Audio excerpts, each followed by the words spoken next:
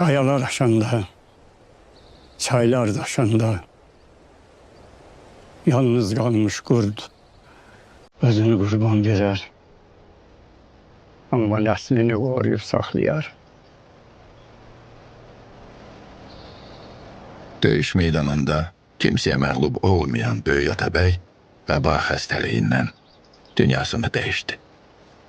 Ama onun mübarizəsi ölümle başa çatmayacak kadar güçlüydü.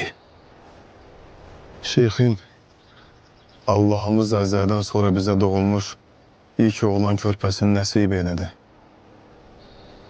Bizdə necə nurlu körpə.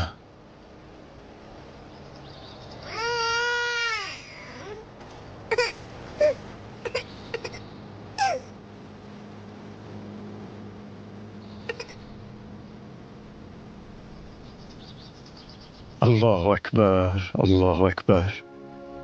Allahu Ekber, Allahu Ekber. Eşhedü en la ilahe illallah. Eşhedü en la ilahe illallah. Eşhedü enne Muhammeden Resulullah. Eşhedü enne Muhammeden Resulullah.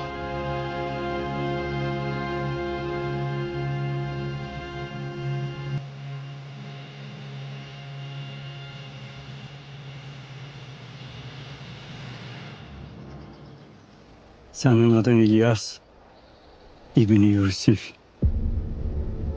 Senin adın İlyas. Geleceğde adını dünyaya beyan edeceği Nizami Gəncəvinin doğulmasıyla böyük ümid cücərirdi. Rəmzi məna daşıyan bu hadisə irəlidəki uğurların müjdəçisi oldu.